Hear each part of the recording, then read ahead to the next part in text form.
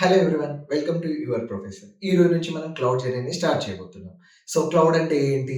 క్లౌడ్‌లో ఎలాంటి సర్వీసెస్ ఉంటాయి? క్లౌడ్ ఎందుకు హై పెయిడ్ సాలరీగా మారింది టెక్ ఇండస్ట్రీలో?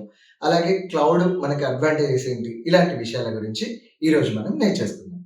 ఓకేనా మరి? Let's get started.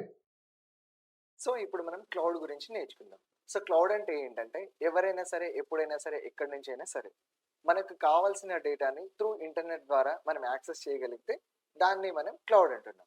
సో, క్లౌడ్‌ని మనం నెట్వర్కింగ్ అండ్ ఇంటర్నెట్ అని కూడా అనొచ్చు. సో, నెట్వర్కింగ్ అంటే ఏంటంటే, సింపుల్‌గా transfer or exchange the data between the systems. అంటే 1 ఆర్ 2 ఆర్ మోర్ సిస్టమ్స్ మధ్యలో డేటా అనేది ట్రాన్స్ఫర్ ఆర్ ఎక్స్చేంజ్ చేస్తే దాన్ని మనం ఏమంటామంటే నెట్వర్కింగ్ అంటాము. సో ఇంటర్నెట్ అంటే ఏంటంటే allow to access the data between the systems. So ఆ సిస్టమ్స్ మధ్యలో డేటా అనేది ట్రాన్స్ఫర్ చేయడానికి అది యాక్సెస్ చేయడానికి వీలవుతుంది అనమాట. సో దాన్ని ఏమంటారంటే ఇంటర్నెట్ అంటారు. సో మనం క్లౌడ్ గురించి ఏం చెప్పాము, ఎవరైనా సరే ఎక్కడి నుంచి అయినా సరే యాక్సెస్ చేయడానికి. సో ఈ డయాగ్రామ్ లో చూడండి, different people different device use చేస్తున్నారు, డిఫరెంట్ కంట్రీస్ లో ఉన్నారు. సపోజ్ ఇక్కడ ఇండియాలో ఉన్నారు, తర్వాత ఇక్కడ యుఎస్ లో ఉన్నారు, ఆ తర్వాత ఇక్కడ డిఫరెంట్ వరల్డ్ లో డిఫరెంట్ పీపుల్ ఉన్నారు. కానీ ఎవరు ఎక్కడ ఉన్నా సరే ఆల్ అప్లికేషన్స్ అనేవి ఈక్వల్ గా అందరూ యూజ్ చేయగలుగుతున్నారు. సో అది ఎలా యూజ్ చేయగలుగుతున్నారు అని అంటే, సపోజ్ ఫేస్బుక్ కానీ, లేదంటే ఇన్స్టాగ్రామ్ కానీ, లేదంటే వాట్సాప్ కానీ, లేదంటే యూట్యూబ్ వీడియోస్ కానీ, లేదంటే గూగుల్ డ్రైవ్లో ఉన్న డేటా అనేది కానీ ఎక్స్చేంజ్ చేయడానికి కానీ, లేదంటే దాన్ని ట్రాన్స్ఫర్ చేయడానికి కానీ, లేదంటే రిసీవ్ చేసుకోవడానికి, సో త్రూ ఇంటర్నెట్ ద్వారా ఆ క్లౌడ్లో ఉన్న డేటా అనేది మనం చూడగలుగుతున్నాం. సింపుల్గా చెప్పాలంటే అమెజాన్ తీసుకుందాం. So Amazon daily daily updates చేస్తూ ఉంటుంది, ఆఫర్స్ గురించి అని, ప్రొడక్ట్స్ గురించి అని, అలాగే డిఫరెంట్ సేల్స్ మార్కెటింగ్ గురించి అని, సో ఇలాంటివన్నీ ప్రొవైడ్ చేస్తూ ఉంటుంది. సో అమెజాన్ వాళ్ళు ఏం చేస్తారు అని అంటే, వాళ్ళ యొక్క ఆ డేటాని అంతా క్లౌడ్లో స్టోర్ చేస్తారు. సో ఆ క్లౌడ్ నుంచి మనం ఏం చేస్తాము, మన డివైసెస్ ల్యాప్టాప్స్ కావచ్చు, మొబైల్ కావచ్చు, లేదంటే ట్యాబ్స్ కావచ్చు, సో మనం ఇంటర్నెట్ ద్వారా కనెక్ట్ అయిపోయి సో ఆ డేటా అనేది మనం చూడగలుగుతాం. ఎట్ ద సేమ్ టైమ్ మన డేటాని కూడా మనం సెండ్ చేయగలుగుతాం. అంటే ఎలా, సపోజ్ ఇన్స్టాగ్రామ్ యూజ్ చేస్తున్నారు. సో ఇన్స్టాగ్రామ్స్లో రీల్స్ మనం చూస్తాము, స్ట్రీమ్ చేస్తాము, దాన్ని ఎంజాయ్ చేస్తాము. ఎట్ ద సేమ్ టైమ్ మన రీల్స్ కూడా దాంట్లో అప్లోడ్ చేస్తాం. సో ఇదంతా ఎలా అవుతుంది అని అంటే, ఈ ఇన్స్టాగ్రామ్ వాళ్ళు ఏం చేస్తారంటే, వాళ్ళు ఒక డేటాబేస్ అనేది క్లౌడ్లో క్రియేట్ చేసుకుంటారు. సో మనం పంపించిన డేటా అంతా అది క్లౌడ్లో సేవ్ అవుతుంది. సో ఈ క్లౌడ్ అనేది ఏంటి, సింపుల్ టర్మ్స్లో మనం చెప్పొచ్చు అంటే, పబ్లిక్ అందరూ సరే త్రూ ఇంటర్నెట్ ద్వారా దాన్ని యాక్సెస్ చేసి చూడగలుగుతారనమాట. సో అంటే ఇంటర్నల్ సర్వర్ అంటే ఏంటి, ఇంటర్నల్ సర్వర్ అంటే ఏంటంటే మన పర్సనల్ కంప్యూటర్ని ఇంటర్నల్ సర్వర్ అనొచ్చు. సర్వర్ అన్నా, లేదంటే వర్క్ స్టేషన్ అన్నా, లేదంటే లోకల్ నెట్వర్క్ అన్నా, ఏదన్నా సరే ఒకటే. బట్ యూజ్ చేసే టర్మినాలజీ డిఫరెంట్ ఉంటుంది. సో ఇక్కడ మన పర్సనల్లో ఉన్న డేటాని మనం ఏం చేస్తున్నాము, క్లౌడ్లో స్టోర్ చేస్తున్నాం. సో ఇది క్లౌడ్లో స్టోర్ చేయడం వల్ల ఏమవుతుందంటే, పబ్లిక్లో అది ఆ డేటా అనేది ఎక్స్పోజ్ అవుతుంది.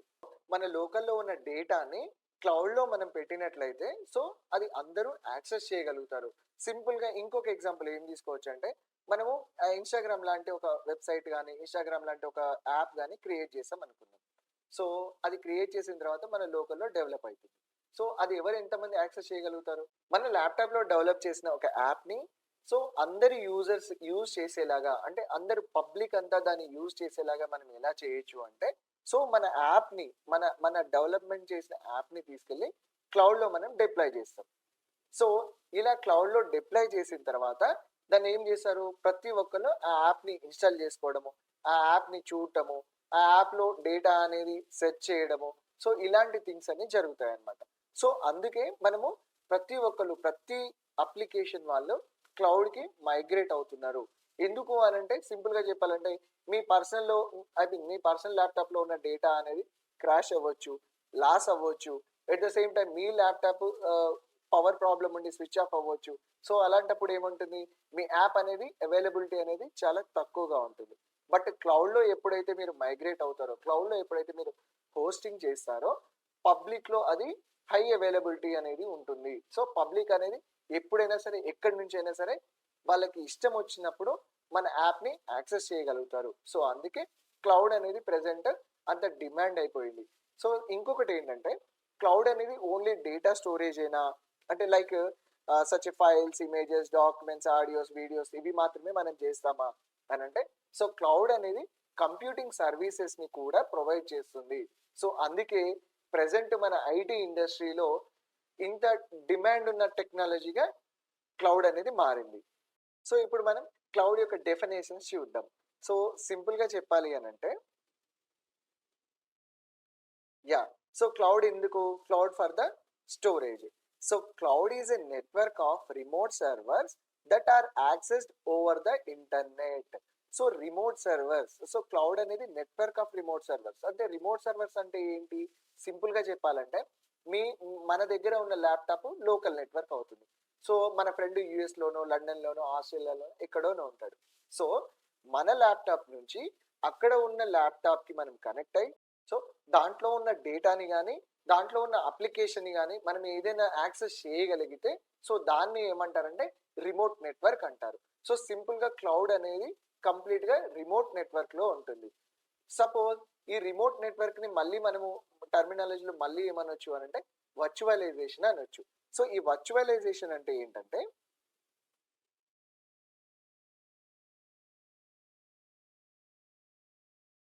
యా, సో వర్చువలైజేషన్ అంటే ఏంటంటే ఇక్కడ చూడండి, లోకల్లో అంటే మన ఫిజికల్ మెషిన్, దాన్ని ఏమంటున్నాం మనం? లోకల్ సర్వర్ అంటారు. సపోజ్ యుఎస్ లో, తర్వాత ఆస్ట్రేలియాలో, లండన్ లో మనకి డిఫరెంట్ డిఫరెంట్ ప్లేసెస్ లో మన ఫ్రెండ్స్ ఉన్నారు.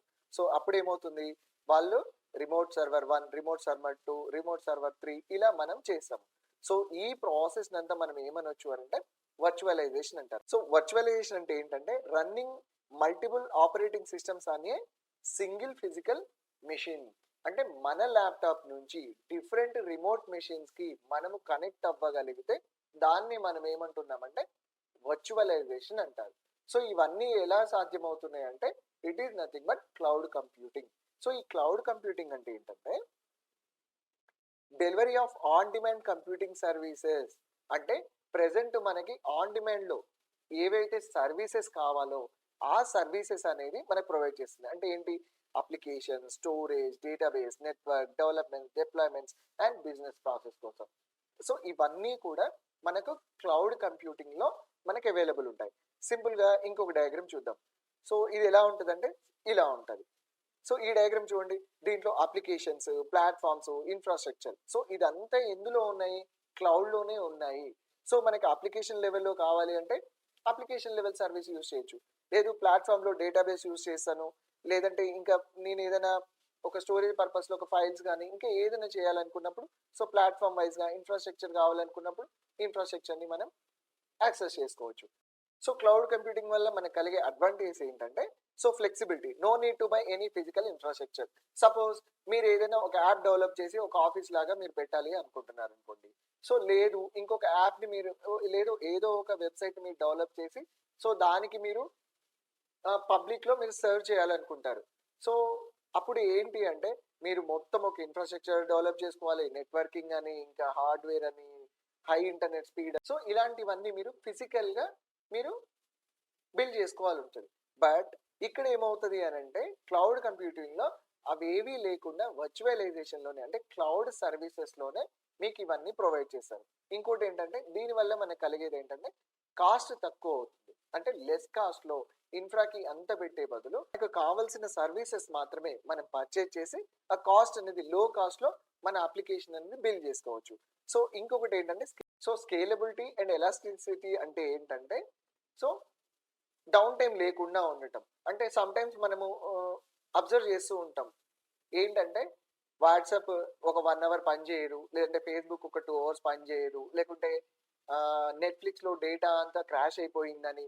సో ఇలాంటివి కొన్ని మనకు ఉంటాయి. సో అలాంటి టైంలో ఏంటి అంటే సింపుల్ గా చెప్పాలంటే ఆ నెట్వర్క్ అనేది డౌన్ అయిపోయి అప్లికేషన్ అనేది వర్క్ చేయకుండా ఉంటుంది.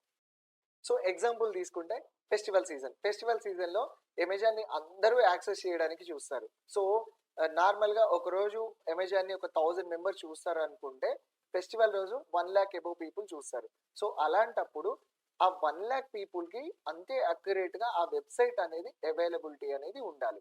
సో ఈ క్లౌడ్ లో అనేది అలా డౌన్ టైం లేకుండా స్కేలబిలిటీ అండ్ ఎలాస్టిసిటీ ద్వారా ఆ డౌన్ టైంని రెడ్యూస్ చేస్తారు, అంటే అవైలబిలిటీ అనేది పెంచేస్తారు. సో ఇంకొకటి ఏంటంటే సెక్యూరిటీ. సో మన డేటా అనేది సెక్యూర్గా ఉండటానికి కూడా ఈ క్లౌడ్ అనేది యూజ్ అవుతుంది. సో ఇంకో అడ్వాంటేజ్ ఏంటంటే pay as you go. So మనకి ఎంతైతే సర్వీస్ కావాలో, మనకి ఎంతైతే ఇన్ఫ్రా కావాలో, మనకి ఎంతైతే డేటాబేస్ కావాలో అంతకు మాత్రమే మనం పే చేసి క్లౌడ్లో మనం యూజ్ చేసుకోవచ్చు.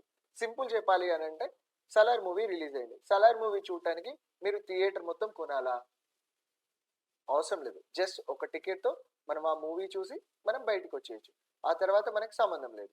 సో సేమ్ ఇది కూడా అంతే. మనకి ఎంతైతే అవసరమో అంత మాత్రమే మనం ఖర్చు పెట్టొచ్చు. సో అంత మాత్రమే మనకి కాస్ట్ అనేది అవుతుంది. సో దీనివల్ల ఏంటంటే లెస్ కాస్ట్‌లో మనం సర్వీసెస్ అనేది మనం పొందొచ్చు. సో ఇంకా డిసడ్వాంటేజెస్ ఏమైనా ఉంటాయంటే, ఆబ్వియస్‌గా ఎంత నెట్వర్క్‌కైనా సమ్ డిసడ్వాంటేజెస్ అనేవి ఉంటాయి. సో కొన్ని డిసడ్వాంటేజ్ గురించి చెప్పాలి అని అంటే, డేటా లీకేజ్, సెక్యూరిటీ, సో ఇలాంటి కొన్ని డిసడ్వాంటేజెస్ అనేవి ఉంటాయి. సో వాటిని మాక్సిమం మనకి ఎవరైతే సర్వీస్ ప్రొవైడ్ చేస్తారో సో వాటిని ఓవర్కమ్ చేయడానికి ట్రై చేస్తూ ఉంటారు. సో ఇప్పుడు టైప్స్ ఆఫ్ క్లౌడ్ కంప్యూటింగ్ గురించి చూద్దాం. సో ఇక్కడ 2 types, deployment model and service model. So deployment model అంటే ఏంటంటే, నార్మల్‌గా మీరు ఒక యాప్‌ని డెవలప్ చేశారు. సో యాప్ ఏమైంది? మీ లోకల్ సర్వర్‌లో, ఐ మీన్ మీ లోకల్ మెషిన్‌లో, మీ లోకల్ కంప్యూటర్‌లో ఉంది. సో దాన్ని మనం పబ్లిక్ యాక్సెస్ చేయాలి అని అంటే మనం ఎక్కడో ఒక దగ్గర పోస్ట్ చేయాలి. సో మనం ఏం చేస్తామంటే క్లౌడ్లో ఒక సర్వర్ తీసుకొని ఆ సర్వర్లో మన యాప్ని డిప్లాయ్ చేసిస్తాం.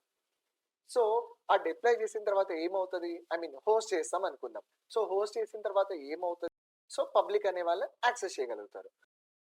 ఇప్పుడు మనం డిప్లాయ్‌మెంట్ మోడల్ చూద్దాం. So public, private, hybrid and multi cloud. So public అంటే ఏంటంటే, సో ఎవ్రీవన్ దాన్ని యాక్సెస్ చేసుకోవచ్చు. అంటే ఏంటంటే కంపెనీ ఏ, కంపెనీ బి, కంపెనీ సి, లేదంటే పర్సనల్ యూజర్స్ ఉన్న ఎవరైనా సరే ఆ పబ్లిక్ మోడల్ అనేది యూజ్ చేసుకోవచ్చు. అంటే ఇది ఏమవుతుందంటే దీన్ని థర్డ్ పార్టీ వెండర్ వాళ్ళు మెయింటైన్ చేస్తారు. సో దీనివల్ల ఏంటంటే మనకి లో కాస్ట్ అవుతుంది. But at the same time మనకి డిసడ్వాంటేజ్ ఏముంటుంది అని అంటే, స్కేలబిలిటీ అనేది కొంచెం తక్కువగా ఉంటుంది. ఓకే. సో సెక్యూర్ అనేది కూడా కొంచెం తక్కువగా ఉంటుంది. So at the same time private. So private cloud. So private cloud ఏంటంటే కంపెనీ ఏ అనేది దాన్ని సపరేట్‌గా ఓన్‌గా ఒక క్లౌడ్ అనేది క్రియేట్ చేసుకుంటది. అది ఓన్లీ వాళ్ళు ఎవరైతే పర్మిషన్ ఇస్తారో వాళ్ళ ఎంప్లాయీస్ కావచ్చు, లేదంటే వాళ్ళ యూజర్స్ కావచ్చు, వాళ్ళు ఎవరికైతే రిస్ట్రిక్టెడ్‌గా పర్మిషన్ ఇస్తారో వాళ్ళు మాత్రమే దాన్ని యాక్సెస్ చేసుకోగలుగుతారు. సో దీనికి కొంచెం కాస్ట్ ఎక్కువ అవుతున్నా కూడా బట్ సెక్యూర్ అనేది కొంచెం హైగా ఉంటుంది. ఆ తర్వాత హైబ్రిడ్. ఈ హైబ్రిడ్ అంటే ఏంటంటే the combination of public and private models. So రెండిటిని మనం యూజ్ చేసుకోవచ్చు దాంట్లో. తర్వాత మల్టీ క్లౌడ్ అంటే ఏంటంటే సింపుల్‌గా చెప్పాలంటే డిఫరెంట్ క్లౌడ్స్. ఇప్పుడు సపోజ్ ఏడబ్ల్యూఎస్, అజూర్, జీసీపీ ఇలాంటి ఏదైతే క్లౌడ్స్ ఉన్నాయో అలాంటి క్లౌడ్స్ నుంచి మనం మల్టిపుల్‌గా మనం ఆ సర్వీసెస్ అనేది యూజ్ చేసుకోవచ్చు for the deployment purpose. So దీన్నే మనం ఏమంటున్నామంటే మల్టీ క్లౌడ్ అంటున్నాం. సో ఇంకొకటి ఏంటంటే layers of service models. So ఈ సర్వీసెస్ అంటే ఏంటంటే ఎన్విరాన్మెంట్‌ని క్రియేట్ చేయడానికి. సో ఎన్విరాన్మెంట్ అంటే ఏంటంటే ఇన్‌ఫ్రాస్ట్రక్చర్‌ని క్రియేట్ చేయడానికి. సో ఎలాంటి ఇన్‌ఫ్రాస్ట్రక్చర్స్ ఉంటాయంటే infrastructure as a service, platform as a service, service as a service and on premises ఉంటాయి. సో సింపుల్‌గా మనం డయాగ్రామ్‌లోకి వెళ్దాం. సో సపోజ్ ఇది ఏడబ్ల్యూఎస్ క్లౌడ్. ఈ AWS క్లౌడ్‌లో servers, storage, database, application, mobility, so ఇవన్నీ సర్వీసెస్ ఉన్నాయి. సో ఈ సర్వీసెస్ నేను యూజ్ చేసుకోవడానికి ఫస్ట్ నేనేంటంటే సర్వీస్ మోడల్ అనేది క్రియేట్ చేసుకోవాలి. అంటే ఒక ఇన్ఫ్రా అనేది క్రియేట్ చేసుకోవాలి క్లౌడ్‌లో. సో సర్వీస్ మోడల్స్ ఎలా ఉంటాయో మనం చూద్దాం. సింపుల్‌గా చెప్పాలంటే on premises, IAS, pass and sauce. So దీనికి ఎగ్జాంపుల్ మనం ఎలా తీసుకోవచ్చు అంటే కన్స్ట్రక్షన్ ఫీల్డ్ చూసుకుందాం. సో కన్స్ట్రక్షన్ ఫీల్డ్‌లో మనం ఒక ఇల్లు కొనాలి అనుకుంటాము. ఓకే. ఇల్లు కొనాలి అనుకున్నప్పుడు సింపుల్‌గా దాంట్లో కూడా మనకు డిఫరెంట్ చాయిసెస్ ఉంటాయి. ఏంటి అనంటే వాళ్ళే ప్లేస్ ఇస్తారు, వాళ్ళే ఇల్లు కడతారు, వాళ్ళే ఇంటీరియర్ చేస్తారు, వాళ్ళే కలర్స్ ఏస్తారు. ఈచ్ అండ్ ఎవ్రీథింగ్ మొత్తం ఇన్ఫ్రా అంతా బిల్డ్ చేసి, ఇల్లు మొత్తం రెడీ చేసి జస్ట్ మనకి కీస్ హ్యాండ్ ఓవర్ చేస్తారు. సో డైరెక్ట్‌గా మనం ఇంట్లోకి వెళ్ళిపోవచ్చు. సో దీన్ని మనం ఏమంటాము అనంటే సాస్ సర్వీస్ అనొచ్చు. సో సాస్ అంటే ఏంటంటే software as a service. So ఈ సాఫ్ట్‌వేర్ యాస్ ఎ సర్వీసెస్‌లో application, data, run time, middleware, OS, virtualisation, server, storage, networking each and everything ఆ క్లౌడ్ వాళ్ళే చూసుకుంటారు. జస్ట్ మనం ఏంటంటే మన అప్లికేషన్ డెవలప్‌మెంట్, సో మన అప్లికేషన్ ఎలా రన్ అవుతుంది అది మాత్రం చెక్ చేసుకుంటే సరిపోతది. So remaining all things, so మనకి ఏడబ్ల్యూఎస్ వెండరే అవన్నీ చూసుకుంటారనమాట. సో నెక్స్ట్ ఇంకోటేంటంటే, సో వాళ్ళు ప్లేస్ ఇస్తారు, ఇల్లు కడతారు. కాకపోతే ఏంటంటే ఇంటీరియర్ అండ్ పెయింటింగ్ మన చాయిస్ ఉంటుంది. సో దీనికి ఎగ్జాంపుల్ ఎలా తీసుకోవచ్చు అనంటే పాస్ తీసుకోవచ్చు. So platform as a service. So ఇక్కడ ఏంటంటే అప్లికేషన్ అండ్ డేటాని మనం చూసుకోవాల్సి ఉంటది. సో మిగతా రన్ టైమ్ గాని, middleware, OS, virtualisation, server, storage, networking each and everything మనకి క్లౌడ్ వాళ్ళే చూసుకుంటారనమాట. సో ఇంకొకటేంటంటే ఐఏఎస్. సో సింపుల్‌గా ఇదేంటి అనంటే, సో వాళ్ళు ఓన్లీ ప్లేస్ మాత్రమే ఇస్తారు. ఓకే. మనం ఆ బిల్డర్‌ని మనమే చూసుకోవాలా, ఆ తర్వాత దాని ఇంటీరియర్, దాని కలర్స్ ఇవి మనం చూడాలి. సో దీన్ని మనం ఐఏఎస్ అనొచ్చు. అంటే infrastructure as a service. So ఇక్కడేంటి application, data, run time, middleware, OS, so ఇలాంటివన్నీ మనం చూసుకోవాలి. ఓన్లీ వాళ్ళు మనకేం చేస్తారంటే వర్చువలైజేషన్, సర్వర్, స్టోరేజ్, నెట్వర్కింగ్ మాత్రమే వాళ్ళు ప్రొవైడ్ చేస్తారనమాట. సో ఇంకొకటేంటంటే on premises. So on premises అంటే ఏంటంటే ప్లేస్ మనమే చూసుకోవాలి, తర్వాత బిల్డర్‌ని మనమే చూసుకోవాలి, ఇంటీరియర్ మనమే చూసుకోవాలి, పెయింట్ మనమే చూసుకోవాలి. ఈచ్ అండ్ ఎవ్రీథింగ్ మన హ్యాండ్ ఓవర్‌లోనే మనం మాత్రమే చేసుకోగలగాలి. సో ఇలా ఆన్ ప్రెమిసెస్ సర్వీసెస్‌లో application, data, run time, middleware, OS, virtualisation, server, storage, networking, so everything మనమే హ్యాండిల్ చేసుకోవాలి. సో, సో ఇలాంటి సర్వీసెస్ అనేది మనకి క్లౌడ్‌లో ఉంటాయన్నమాట. సో సింపుల్‌గా ఇంకొక డయాగ్రామ్ చూద్దాం మనం. సో ఈ డయాగ్రామ్ ఏంటంటే ఇక్కడ మనకి క్లౌడ్ అనేది ఎలా, సో ఇక్కడ ఈ డయాగ్రామ్‌లో చూసుకుంటే ఏమవుతదంటే, సో ఫస్ట్ మనం ఒక ప్లాట్‌ఫార్మ్ అనేది క్రియేట్ చేసుకున్నాం. సో ఈ ప్లాట్‌ఫార్మ్ అనేది క్రియేట్ చేసుకున్న తర్వాత మనము ఎక్కడ డిప్లాయ్‌మెంట్ చేద్దాం? పబ్లిక్‌లో చేయాలా? ప్రైవేట్‌లో చేయాలా? తర్వాత హైబ్రిడ్‌లో చేయాలా? ఆల్రెడీ మనం వీటి గురించి మనం ఆల్రెడీ డిస్కస్ చేసాం. సో ఆ తర్వాత మీరు ఎప్పుడైతే మీ అప్లికేషన్‌ని డిప్లాయ్‌మెంట్ చేస్తారో ఏమవుతది? అది పబ్లిక్‌లో పోస్ట్ అయిపోతుంది. సో అప్పుడు పబ్లిక్ అంతా మీ యొక్క యాప్‌ని యాక్సెస్ చేయగలుగుతారు. సో ఇలాంటి సర్వీసెస్ అనేది, ఇలాంటి ఫెసిలిటీస్ అనేది క్లౌడ్ అనేది మనకిస్తుంది కాబట్టి ప్రెజెంట్ అన్ని అప్లికేషన్స్ క్లౌడ్‌కి మైగ్రేట్ అవుతున్నాయి.